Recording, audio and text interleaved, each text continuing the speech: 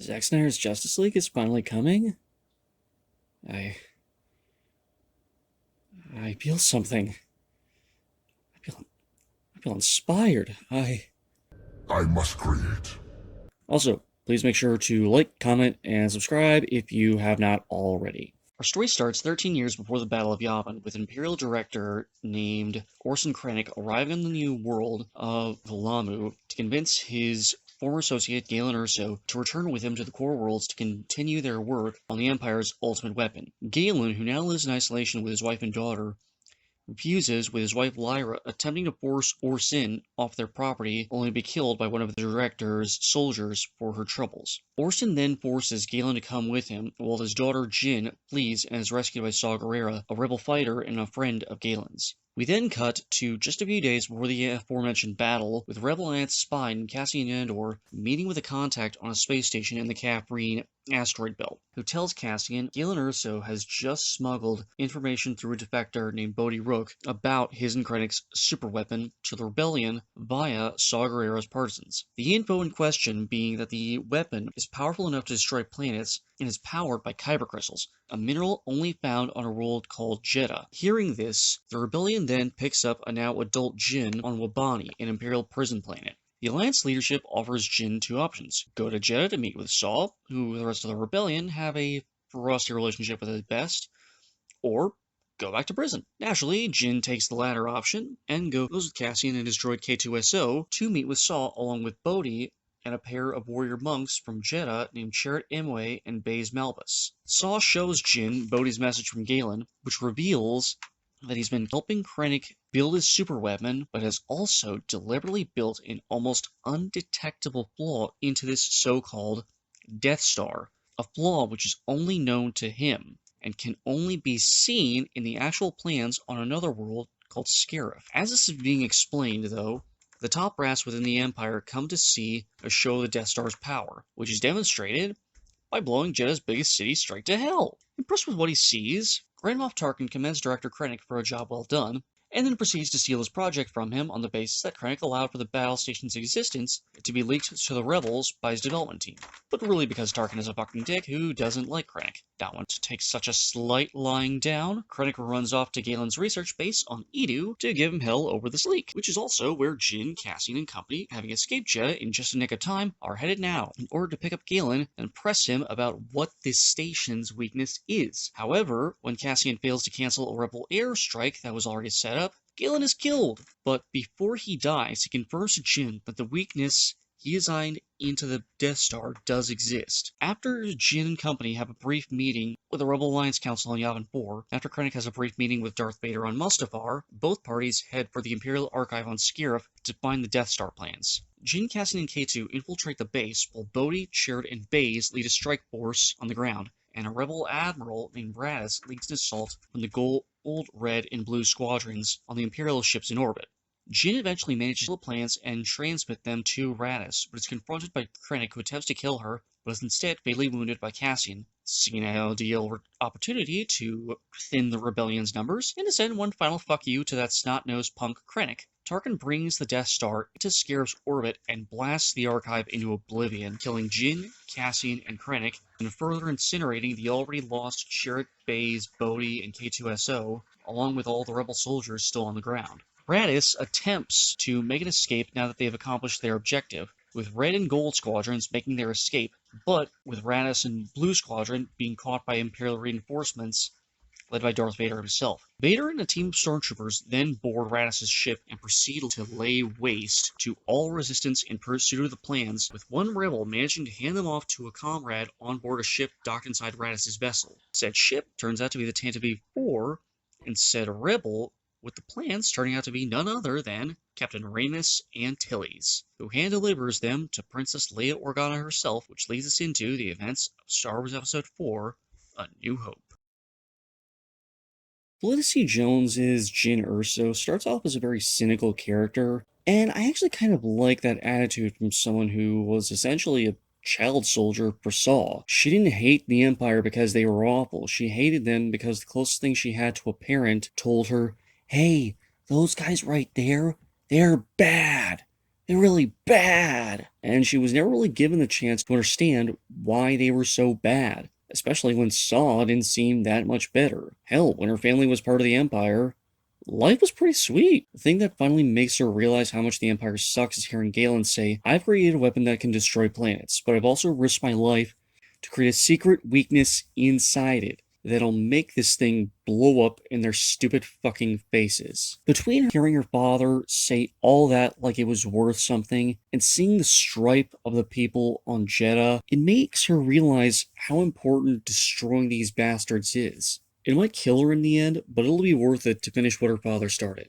What I really like about Diego Luna as Cassian Andor is that he's not a pure good guy. He hates the Empire and is willing to do whatever it takes to take them down, but that's the thing. He's willing to do whatever it takes to take them down, including shooting a fellow rebel in the gut, because he'll only slow them down. Because it's better that at least one of them escapes rather than both of them get captured. And towards the end, Cassian even concedes he's up to his knees in blood and he wants to do at least one last thing that might wash away at least some of it, even if it does kill him in the end. Ben Mendelsohn as Orson Krennic is a delight as this upper management douche type who thinks he's a member of the board of directors. Nobody can play a sniveling little asshole like Ben Mendelsohn, and he's absolutely perfect in every scene where he thinks he's won, only to have the rug pulled out from under him by Tarkin, Jin, Tarkin, Cassian, Tarkin, Vader, and Grand Moff Tarkin. K2SO is the most hilarious droid in the recent era of Star Wars. As much as I love BB-8, DO, and L337, hearing Alan Tudyk as a sassy bitch of a robot is just so wonderful. He's especially great in comparison to his prior work as a robot as Sonny in I, Robot, a fairly innocent and soft-spoken character, which is an enormous contrast to K2, who is a sarcastic jerk who has a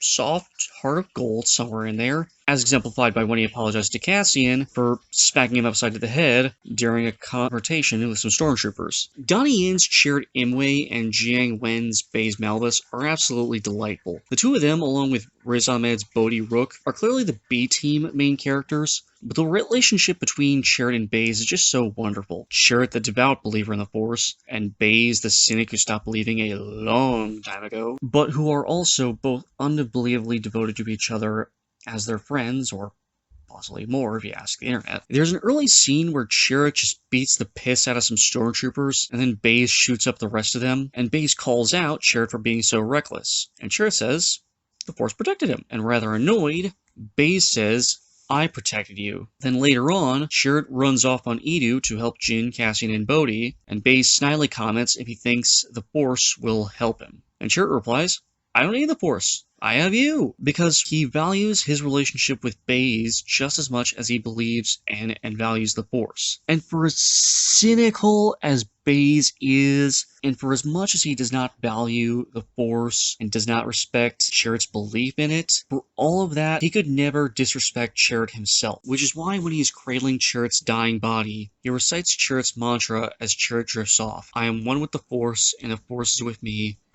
I am one with the Force, and the Force is with me. And then he dies still reciting Chirrut's mantra, because if he dies, he's going to die thinking of the person he cared about the most. Riz Ahmed's Bodhi Rook is probably the least developed of the main characters, but he still has a solid character arc. He goes from someone very timid and afraid about defecting, who's worried about being found out by the Empire, or being not believed by the Rebellion, to someone ready to lie through his teeth to Imperial authorities and work on a suicide mission in the foxhole of an Imperial planet to transmit Imperial data to Rebel forces. Does it kill him? Yeah. Was that what he wanted? No. Did he have regrets? Probably. Was becoming a rebel one of them? Fuck no. Guy Henry as Grand Moff Tarkin is so goddamn perfect. Guy has Peter Cushing's mannerisms and voice down to a T. And while the CGI used to make Guy look like Peter Cushing does look a little odd, when you move past the initial strangeness of seeing an actor who's been dead for 26 years when this film was released, the effect is actually really well done. And Guy's actual role as Tarkin is perfect as the bigger bad standing above Krennic. Krennic thinks he's on the board, but Tarkin is the chairman of that board of directors. And he has no problem at all with letting Krennic know just how unimportant and insignificant he really is. The legendary Forrest Whitaker and Hannibal's own Mads Mikkelsen do fantastic work as Saw Gerrera and Galen Erso, respectively. Their presence in both films could both be best described as short but sweet. There's not a ton done with both of them, with either of them, but what is done very effectively. One thing that stands out to me is when Galen is first confronted by Krennic on Lamu, and how poorly he tries to bluff his way through their interaction. Not only is it endearing to see this middle-aged man lie like he's a third grader, and Krennic is his teacher who just found out he didn't do his homework, but thinking of it now, I bet that's why he approached Bodhi to deliver his message to Saw. They're both golden-hearted dorks who can't lie to save their lives. And then you have Saw, who's become so dedicated to destroying his enemy that he's lost so many other important things. His feet, his lungs, his sanity, and worst of all, his soul. When we saw Saw at the start of the film, you can see his mind works fast and he knows how to comfort a child. But cut to 13 years later, he's so paranoid he'll willingly drive a man insane and wonders aloud if the woman he'd raised since she was 8 would honestly want to kill her. Sad. I'm sad. I miss you. How did this happen? I really love the way Vader is used in this movie, which is sparingly but perfectly. If Tarkin is the chairman of the board and Krennic is upper management, then Vader is the 30% owner of the company who could not give less of a fuck about how big and how important everyone thinks they are. And if you've seen the movie, then you already know how epic his last scene is. And if you haven't seen it, go back, pull that scene up on YouTube, and thank me later. But make sure to like this video and subscribe to my channel first, then come back and finish the video, okay? Okay? Okay, pretty please? Pretty please? The cinematography... Oh my god! The cinematography by Greg Fraser. This is without a doubt the best looking Star Wars movie. Every single scene looks so goddamn wonderful. It's no wonder they brought this guy back to shoot 3 episodes of The Mandalorian. And it's even less of a wonder why Matt Reeves tapped this guy to shoot the Batman. The score by Michael Giacchino. It's just so fucking good. It's pretty awesome in and of itself, but what makes this work so particularly impressive is that Giacchino only had 4.5 weeks to make this damn score. He had to go from working on Doctor Strange to working on Rogue One. Imagine being a guy who spent months on end to score a fantasy superhero flick, and then being tapped on the shoulder by an executive at Disney to ask you if you can work on the Star Wars spin-off. And then imagine saying basically, well, what the hell? Well, Michael Giacchino is that guy, because Michael Giacchino is a fucking boss. And having a boss-ass bitch like Michael Giacchino, also working on it, Matt Reeves' Batman, makes me very, very excited. While I do like all the characters, some of them are a bit on the underdeveloped side. I would have liked more material about Bodhi, Saw, Galen, Sheridan, Baze. Maybe they could have added on an extra 5 to 10 minutes just to pick everyone's brains a little more. Just a thought. While I do sincerely enjoy this movie, I've always questioned how, for want of a better term, necessary it really was. Or more accurately, I've always wondered why the design flaw from A New Hope needed to be deliberate. People always go on and on about what an obvious design flaw that the exhaust port was, and how it was a plot hole. Except, it really wasn't that obvious. In canon, there were 30 rebel fighters at the Battle of Yavin, and then Han joined, bringing it up to 31 rebel ships. And at the end of the battle, only Han, Luke, and Wedge Antilles actually made it back to Yavin. 3 out of 31. Not good for casualties, not good. And moreover, the exhaust port was just over 6 feet wide, was shielded, meaning it required unique ammunition to get past it, and the shot had to be so precise and accurate that it was not even possible to make the shot with a targeting computer. Luke specifically had to tap into the Force when making his shot. This was not, nor was it ever, a plot hole, as some douchebags on the internet would have you believe. I'm not going to complain about it that much, though, because we did get a great movie out of it, but I'm just not that sure this is something we would miss if it didn't exist. One could just as easily say the same for Solo, which I praise despite being just as, if not even more, unnecessary. And you wouldn't be wrong to say that, but for whatever reason, the issue sticks with me more here than it does there. I think it was a mistake to kill the entire main cast. I don't object to killing any or even most of them. K2, Cassian, Jin, and Sherrod's deaths were all perfect, and if you killed Sherrod, I guess it makes sense to kill Baze too, they are a package deal. But if I was a producer at Lucasfilm, I would have fought Kathleen Kennedy, not on those deaths, but, well, really, I wouldn't have fought her over any of the deaths, because if I'm a producer at Lucasfilm at the ripe age of 26, then I am going to be the perfect little yes man. Because no way am I ever going to lose my place over a silly little World War II in space movie featuring an evil cyborg wizard with a laser sword. I mean, come on.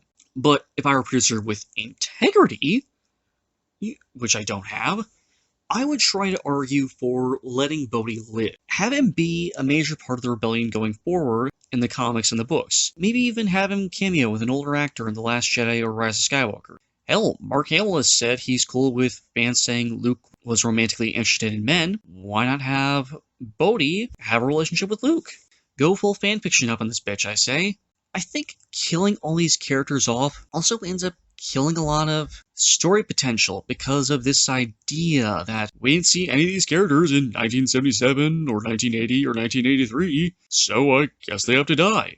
That's just silly. I'm not opposed to character deaths. Sometimes it does make sense, but sometimes it's done in a way where it feels like the writer had a mandated death quota and just sort of went, I guess I'll kill these ones. And sometimes it feels like the writer was trying too hard to be subversive and forgot to make the audience actually care about what happens. It feels good to dunk on Joss Whedon today. I'm not sure why. Despite my quibbles, I really enjoyed Rogue One. I don't love this story the way I love Solo, but I think it actually has the same idea as Solo. That idea being to provide a view of the way the Star Wars universe looks from the perspective of the tiny humans who live in it. Cassian isn't some farm boy who wanted an adventure. He's Jason Bourne before he got in bed with Treadstone. Jin isn't some noble princess looking to restore freedom to the galaxy. She's a fugitive who was raised by a political extremist. Bodhi isn't some overconfident thief with a heart of gold. He's a defector who's scared beyond all belief that he's going to get killed for doing the right thing. If the original trilogy is the Lord of the Rings trilogy, then Rogue One is Game of Thrones. Or at least Game of Thrones from seasons 1 through 4. I still say Solo is my favorite of Disney's Star Wars movies, but I would easily call Rogue One number 2 alongside The Force Awakens. And as such, I'm going to give Rogue One, a Star Wars story, a 4 out of 5. Okay, so real quick, I just want to apologize to anyone who actually cares about my videos. I really thought this was going to be my most productive year, but then the pandemic happened, and I've been in a kind of funk about the whole thing because, I miss being able to do things like go out to eat or go to movies. Which I feel like is kind of stupid, but I miss being able to just exist in a public space without having to worry about contracting a deadly illness. I miss being able to interact with strangers in real life, but you know what? The sun is shining bright up high in the sky. Becky Lynch is going to be a mom, and the Snyder Cut is coming out next year. And all this awful bullshit is going to end eventually. So fuck being a grumpy asshole. Let's put a smile on that face. Thanks for watching, everyone. Remember to like, comment, share, and subscribe if you haven't already. Have a great day, and stay tuned for my review for Rise of Skywalker, Woodstock,